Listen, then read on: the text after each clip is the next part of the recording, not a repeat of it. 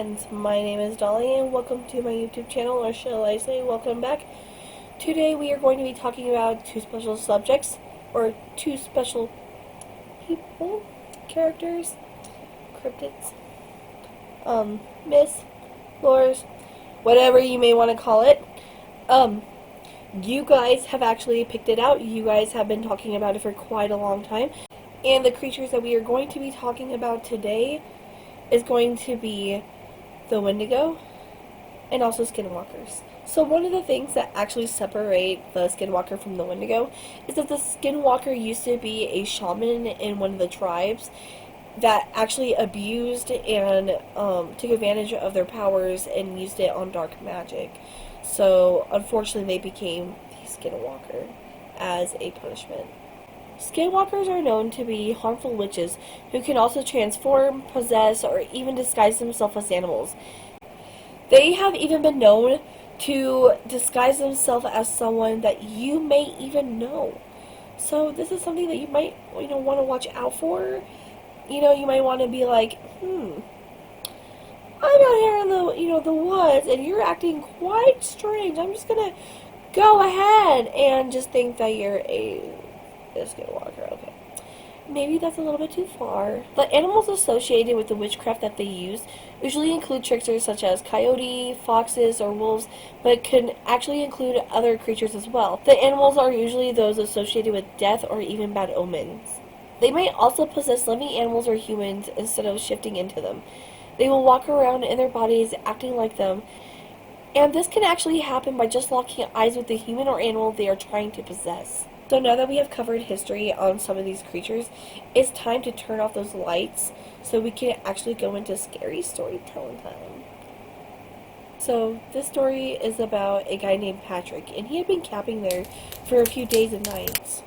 He said that there was a coyote that always seemed to be close by, like in his peripheral vision, but never too close, and he knew that he was being watched. He would hear the coyote at night, making sounds and branches breaking. There was even one night, in a long distance, he heard a blood-curdling scream. Shaking it off, thinking it may have been just an animal getting attacked, he loaded his truck and started to drive down the wash out to the main road. At the end of the wash, he could see that the coyote had been watching him and following behind him. When he pulled out into the main road, it was suddenly running next to his truck.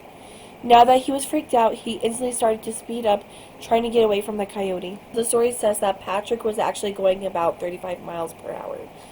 And if you did not know, coyotes can actually run about 35 to 43, 45 miles per hour, so it is possible. But whenever Patrick looked back over, the coyote was all of a sudden running on two legs and was wearing what Patrick said looked like buckskin pants. An instant later, it was suddenly a person wearing a coyote fur, keeping pace with his truck.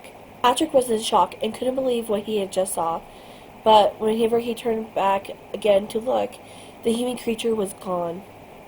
That being said, Patrick never went back to the grove after that. And I mean, can you really blame him? Would you want to go back to a place where you literally just been mind swept away over a coyote that was following you and chasing you for multiple days that turned into a human while it was running with your car? I would be terrified. I would never want to go back to see that. Me personally, I think that would be terrifying. You guys go? Would you guys ever go back? If you guys saw that running next to your truck or car or whatever, would you want to go back? I would hope not. So now that we have summed up talking about the Skinwalker, let's go ahead and talk about the Wendigo.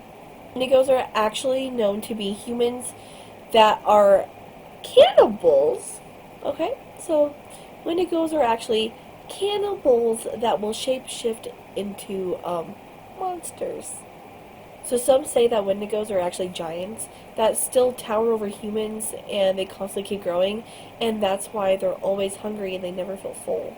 Others say that it's a super cynical creature that actually is so skinny that its skin is stretched over its bones and its eyes are super sunken in to make it look like it has been starving for months.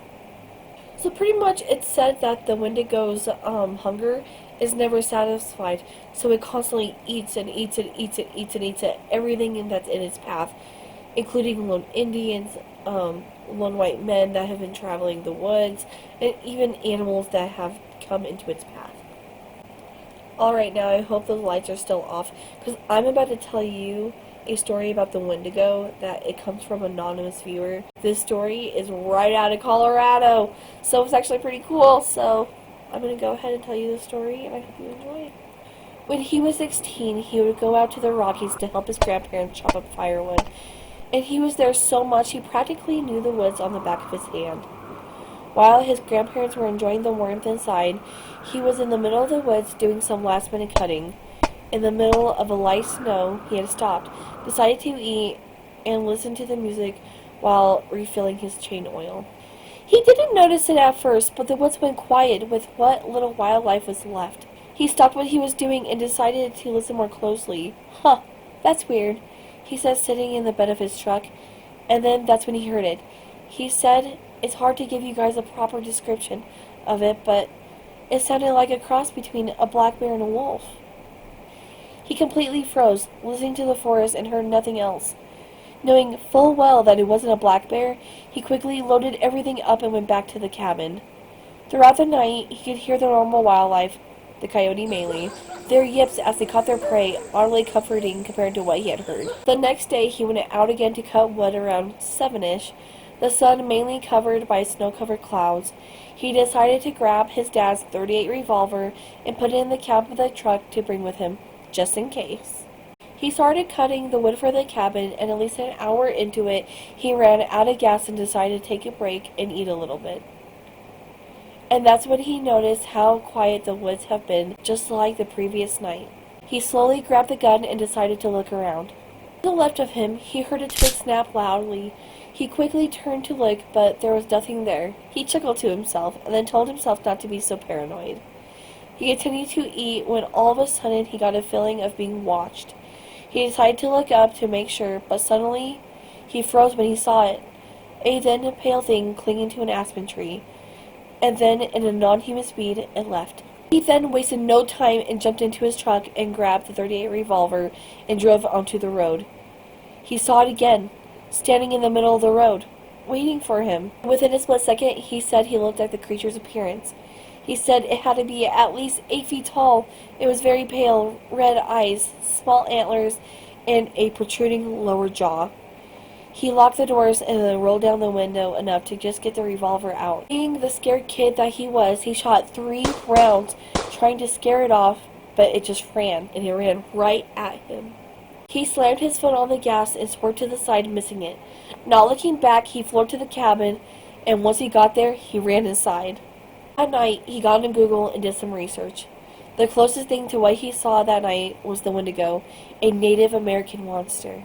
The best part about this is that whenever he went home and did all of his research, he found out that there was no tale of the Wendigo anywhere nearby. So nowhere in Colorado. He said that that's what makes it so odd and it terrifies him. And quite honestly, I don't blame him, because if I had a creature with antlers and kind of looked like a deer and was chasing right after me, I'd be terrified too. But he left with these words: "Wendigo that lives on my grandparents' land, I hope we never meet again." And I kind of hope that you guys never meet him too. Because I would be terrified, you'd be terrified, and the rest of the world, and we really don't either right now with enough scares as it is. Thank you guys so much for watching my episodes. I can't believe I finally made it to 70 subscribers. You guys are amazing, and I appreciate you guys watching so much. But yeah, if you guys know anybody else, go ahead and tell them to subscribe if they're interested. I really, really appreciate it. I really enjoy doing this, and it's good to know that so many of you guys are actually watching.